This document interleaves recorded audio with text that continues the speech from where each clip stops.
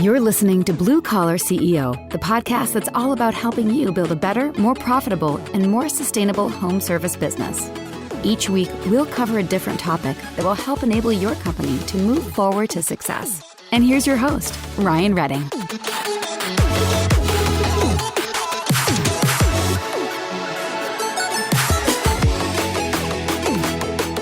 What is up, Blue Collar CEOs? It's Ryan. I cannot wait to have this conversation with you today. We're getting ready to introduce you to Bonnie Clymer. She's the Director of Marketing and Product Development at a company called Mr. Cool. If you're unfamiliar, Mr. Cool is a manufacturer of DIY ductless mini splits, ducted HVAC units, and more.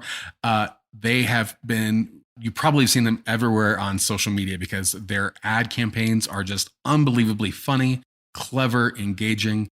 People who know nothing about ductless mini systems are going to share these. Like, they're just very, very creative campaigns. So we're going to be talking to her about all kinds of marketing, about changes she's seen with Facebook and YouTube and things like this, and how to diversify your mix. So I just can't wait to introduce you to Bonnie. Let's get going. Bonnie, I'm so glad that we were able to finally get you on the show. I'm can't wait to get going. But I guess first, before we hop in, for those who don't know who you are or what you do, let's just start there. Who are you, Bonnie? What do you do? Okay, well, my name is Bonnie Clymer, and I'm the Director of Marketing and Product Development at Mr. Cool. We are an HVAC manufacturer located in Hickory, Kentucky, so you may notice I have a little bit of an accent. But we partner with over 1,600 dealers across the United States and Canada. Our main claim to fame is our do-it-yourself mini split, but a lot of people don't know that we also offer a lot of other type of HVAC equipment. We are known for some of our clever marketing on social media. Usually if I go to a conference, that's the first comment that I have, reach out to me. Oh, I've seen your videos. And so we're pretty proud of that. We also partner with multiple social media influencers such as Dude Dad, Modern Builds, Wild, Wonderful, Off Grid. And those partnerships have really helped our company grow. And so I'm very excited to be here, and I appreciate the invite. Let's maybe talk. I wasn't thinking about this until you started going into it. I would say that Mr. Cool has done a fantastic job of getting really humorous, engaging, viral campaigns on social media, on YouTube. What has it been like to be a part of, like, internally, like, to see the impact that these sort of campaigns have had for Mr. Cool's brand? Well, I actually came from a natural gas and propane background before I joined Mr. Cool. And so all of our marketing efforts were very strict. And, you're talking about serious business, And so moving to Mr. Cool and being able to have creative freedom and, utilize a sense of humor in our advertising has really been fun. It gets people's attention. And especially on social media, it gets them to stop scrolling. And so we've been able to capitalize on that and really get our brand out there just because of some of the humorous, campaigns that we have done over the years. Yeah, it's you've always had good ones. Even, do you feel like, so Mr. Cool, like, do you feel like people are starting to recognize you guys more of a brand, like, set apart? So, like, a good example would be like Kleenex. I think Kleenex kind of like has this name that most people associate, almost to the point of, like, people say Kleenex for just generic sort of references to, like, tissue, right? Like nasal tissue or whatever that category is called. Do you feel like Mr. Cool's kind of in that same sort of direction where at some point in time, all the traction of these campaigns are going to lend where Mr. Cool becomes its own sort of overarching theme brand where people associate all mini splits and all ductless things to be Mr. Cool's, even if they're not Mr. Cool's? Well, that is the end goal, right? That is one of my goals whenever I joined the team, was to help Mr. Cool become a, national brand, widely known. And we're getting there. We started in 2014, and we've really had extreme growth since then, especially during the pandemic years. And Most of the time when people see Mr. Cool, they automatically associate it with do it yourself. And although we are very proud of that, we, offer so many other things as well that sometimes some of our customers think, oh, this package unit is do it yourself. Oh, absolutely not. You must have an HVAC technician to install it.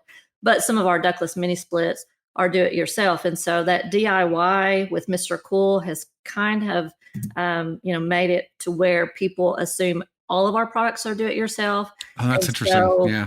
our name is definitely getting out there. We recently just got back from the AHR Expo, which is one of the largest HVAC conferences in the United States, and we had people visiting our booth that maybe a few years ago had never heard of us, and we actually had some of the major HVAC companies coming to us, checking out our sneak peek products because they want to find out what all the hype is about. And so we feel that those advertising campaigns is definitely part of the reason why people came in to speak with us. And so the more that we invest in our marketing efforts, the more we grow. And we have made it a goal to have our advertising on some more wide stream campaigns such as HGTV and other large TV networks, and we're utilizing other distribution channels such as Hulu live streams and Amazon YouTube. And so we find the more that people learn about us, then word of mouth is also one way that we continue to grow. And I believe I'm a little partial, but I believe by this time next year, pretty much everybody is going to know who we are because we have made it one of our large goals to make sure that people do know who we are. And so that started out with humor, but it's also because we have a good product that we stand behind. And so that's one of the things that our company owners and engineers, they listen to the public. They listen to what people, are saying and feedback. And so we constantly look to improve upon not only our products, but in the way that we educate people and the way that we tailor our business model to make sure that our customers are happy, the dealers that we work with are happy, and they are actually some of our biggest spokespeople because they're selling our products and they are excited about, our brand, and, they want to make sure that we continue to be successful. So they continue to be successful. And so far we've been able to achieve that. So we just hope that will continue to grow. Yeah, it's really cool. And I do appreciate and respect how you guys have done humor. Cause I think what's interesting, like from a marketing standpoint, is that most people are surprised to realize that humor is a great way to get down people's natural defenses when it comes to like marketing and advertising messages. Because for most people, they're just bombarded with ads and media and billboards like nonstop, where most of them get filtered out. But when it's something that's funny, it's entertaining to watch.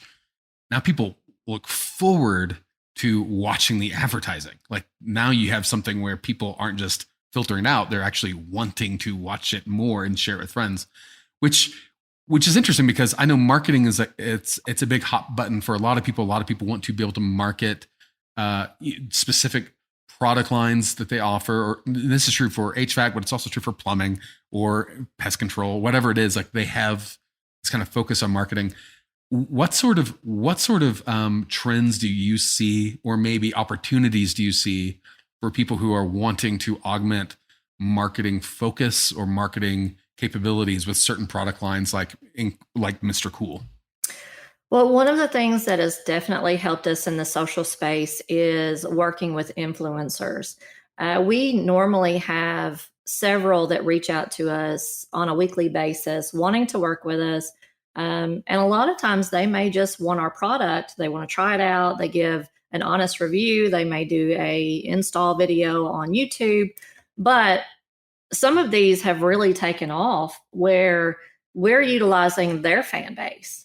And so we may not have millions of subscribers on our YouTube channel or our Facebook or TikTok, but we're able to reach out to their target audience just by leveraging a product and letting them try it out. And so that is very cost effective when it comes to marketing.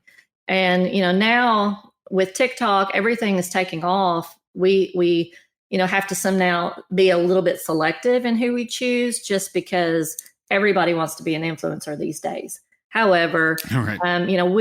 We've been able to leverage Dude Dad, who has a very large, strong following, and Modern Builds, and then the Wild Wonderful Off Grid. There's so many people that are following the off grid movement or turning tiny homes into residences just because of the cost of living nowadays.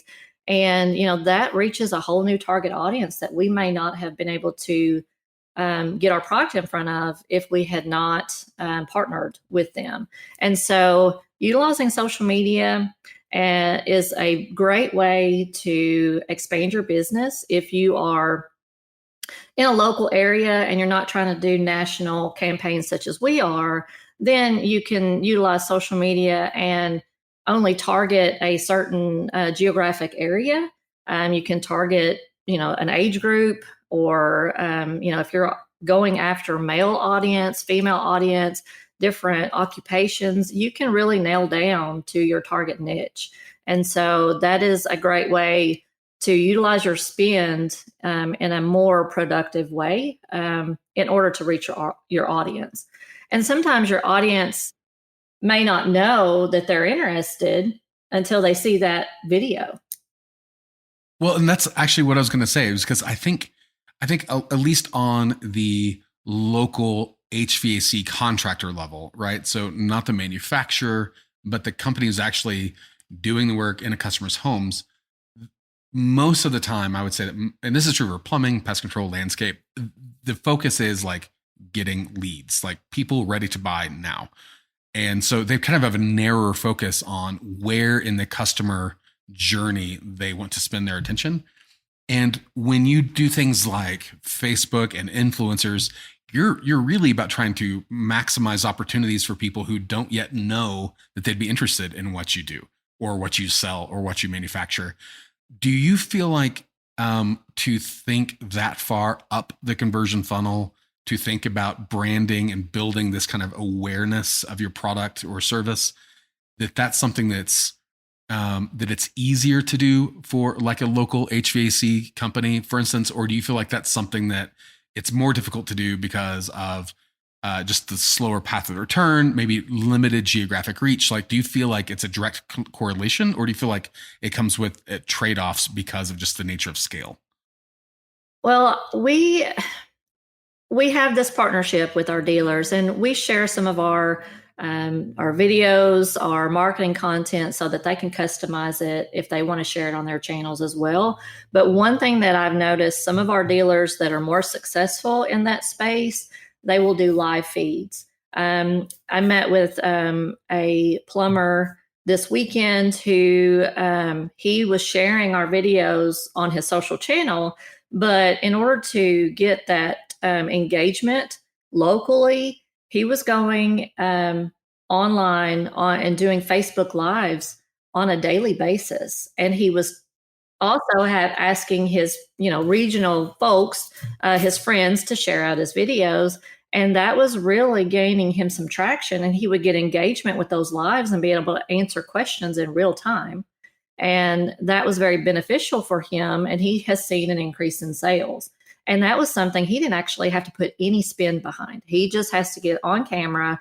People identify with him because he is, talking to them about not only the products, but he's talking about how he can help them. One thing that we have noticed recently, is a labor shortage in several different industries, with HVAC being one of them. And maybe somebody didn't know that, he had this service. And so he was able to reach that audience in a geographic location and let them know he's available. And I mean, of course, you can do, traditional truck wraps, van wraps, just to get local recognition in your area. But as social media continues to grow, Facebook Lives are definitely a way a local company can get traction in their area. And doing lives usually has 3 times the reach that an organic post would Oh, create. that's interesting. I don't think I realized that. Is that true? So it's funny because somebody just the other day, maybe 2 or 3 days ago, asked me about the difference between like Facebook or Insta or TikTok. And their assumption coming into the conversation was that why would I do the same thing on all three platforms? Because it's the same people. Do you feel like it's the same audience on multiple social channels, or do you feel like Facebook is a different channel with a different type of customer than Instagram, than TikTok? Like, how do you think about breaking up those different social channels as it relates to lives and communicating and sharing knowledge about a product and things like that? We have found that Facebook and YouTube are our biggest channels. We also have Twitter, Instagram, Pinterest, TikTok, but we have the most engagement on Facebook. All of our installation videos are on YouTube, so we do get a lot of traffic to our YouTube channels, but we find the most engagement on Facebook. They say it's, I guess, the older generation platform, and I find that is true. And most of our target audience is usually homeowners between 35 and 65, and so we find that Facebook is the largest return on investment as far as marketing goes. Is okay. Another Facebook specific question for a lot of people, they might not know that with Apple's security changes over the past couple of years, that Facebook has had to change how they do the way that they serve ads. How disruptive, if at all, was that change for Facebook for Mr. Cool? Or do you feel like because the nature of most of your success was through viral campaigns that people like to see, that they like to share because, look how funny this is? Do you feel like that you kind of sidestepped a lot of the issues related to Apple's security changes and its impact on Facebook's ecosystem? Well, we find that a lot of people don't know how to adjust those settings in order in order to block campaigns. But the majority of our ads are sponsored ads, so we do put some spin behind it. We do not do typical live videos. But we're looking at actually utilizing Facebook Reels, which is kind of like TikTok, which is the shorter, the content that is, more where we could utilize some of our humorous content just to get engagement. But so far, we've not really seen a reduction in our ads showing up to people. And so I don't really think it's had much of an impact on us. But I'm sure, that it may be different for other companies that are only doing organic posts. But of course, Facebook is going to find a way if we're paying for it. So they're going to find a way to get through to the customer. And so far, because telling us that they see our ads. So we don't see an impact yet. Well, and it seems like, Facebook is such an interesting platform for a lot of reasons. And like over the past, 5-10 years, as Facebook has been pulled into like more political controversies where people started to be more mindful of just how much knowledge that Facebook has on each and every one of us that they use to serve and target ads. And it's interesting. Some people they're just going to boost a post and call it good. But some people are going to have the capabilities and knowledge to understand like how to tap into Facebook's algorithm to really maximize its potential. And it sounds like at Mr. Cool, you've really found a way to kind of thread that needle in a way where you haven't really noticed the impact on any sort of like privacy changes or targeting settings, like anything that for other companies who might depend on a lot of this like really robust pixel data, you're kind of just going about letting people, again, it's like, I guess, want to consume the ads you put out. Like you're not having to push it at them. They're sucking it from you. And I wonder if that's giving you just this really unfair advantage that so many companies would kill to have. Well, I believe our strategy to utilize a diversified marketing plan where we are utilizing influencers with their audience, our own sponsored content, as well as the live TV streaming ads. We're trying to make sure that we are getting our product out there one way or the other. We're not just depending on one platform. So if something happened to Facebook tomorrow, it would hurt our marketing campaign, but it would not decimate it. Does that make sense? It totally does. And it's interesting because I think a lot of people put their eggs all in one or two baskets. Like a lot of people depend on Google, a lot of people depend on Facebook or whatever. So your recommendation for contractors, or I mean, honestly, people of all types, to diversify their marketing mix so that they don't have so much risk if one of these big tech companies were to change their algorithm overnight or change their policies overnight. You're saying you would recommend diversify, have multiple streams of lead aggregation so that you could weather any sort of potential changes that you can't control. Does that sound right? Yes. And most of the time you can post the same content across all of the channels. And so it's really not taking you that much more time to utilize all the channels. You're going to have a different type of audience on Instagram than you might have on Facebook.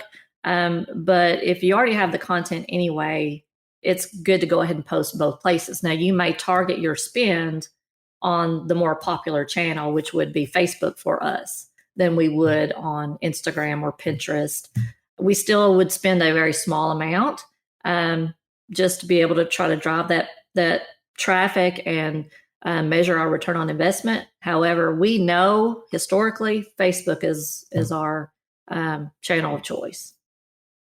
How do you leverage YouTube? You mentioned that YouTube is also a really strong channel for you. How does Mr. Cool go about leveraging that platform? Well, we put the majority of the videos and ads that we put out on social will also post on our YouTube channel, but our longer content that the majority of the customers might care about or our dealers would be installation videos. And so people are more likely to watch a video than they are to read a manual from front to back. And so having that companion online video manual is helpful for our customers to see how easy the product is to install on the do-it-yourself line.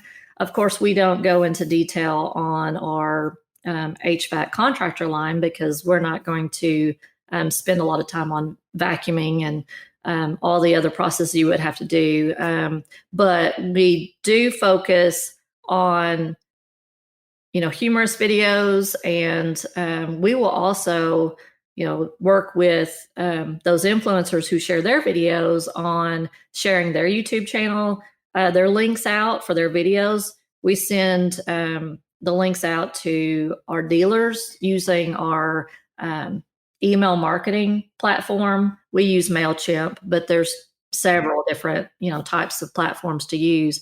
But that's the way we communicate with our dealers, the content that we're releasing.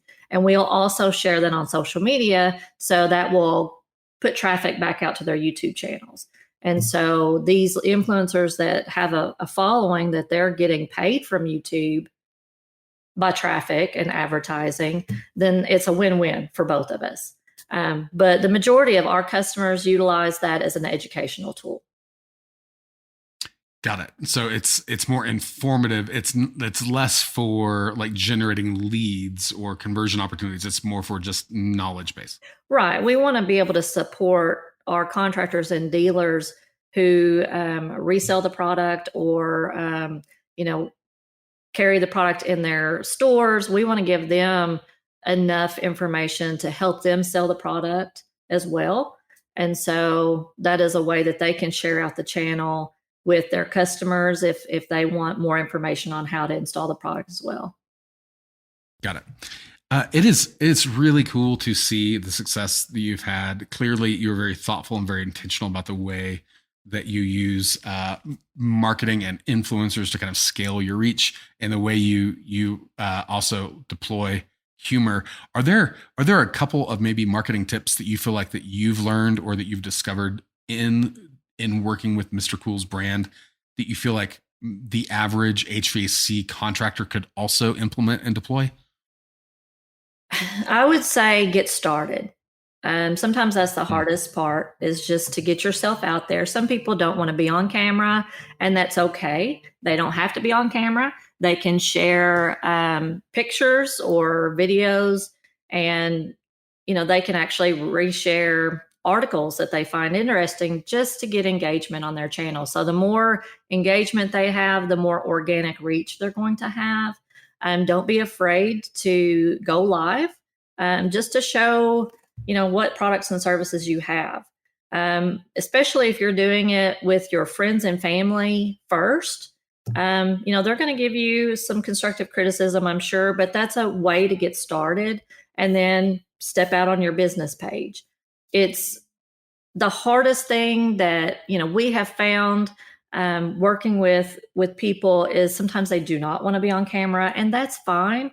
But then there's always someone else that's more than willing, to step in and talk about the product. And it doesn't have to necessarily be you. It just can be somebody that's familiar with your product and, excited about it, gives some excitement in the way that they present it. And that usually gets people excited about your business. And so getting started is first tip. Second tip is trial and error. Yeah, getting started, I think, is a great tip, because I think a lot of people just get stuck in paralysis. Yeah. I think it's a great point. Yeah. So you're saying the second tip was trial and error then? Trial and error. See what works and what doesn't work. Put a little bit of spin behind it to test it out and see if it drives, people into your store. You can always do a promotion that is specific to that channel so that that's where the lead came from.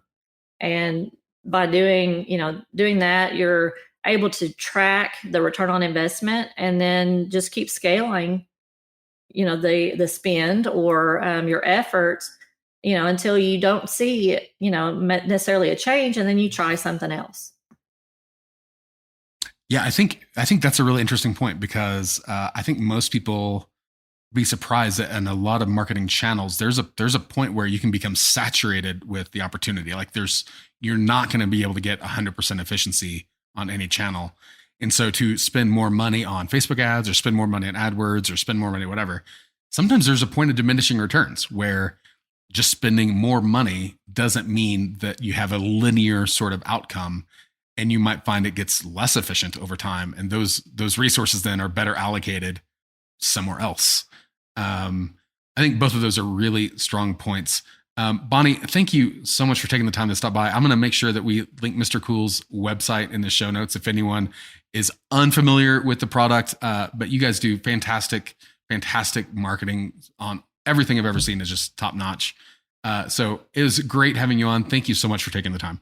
Thank you for having me. This episode was hosted by Ryan Redding, author of the book on digital marketing for plumbing and HVAC contractors, and founder of Leveragey, the digital marketing solution for serious home service companies. You can subscribe to Blue Collar CEO on Apple Podcasts, Spotify, or wherever you get your podcasts. Visit us online at BlueCollar.CEO and find us on Instagram. And don't forget to subscribe and leave a review. Thanks for tuning in. We'll be back next week with another awesome episode. See you soon.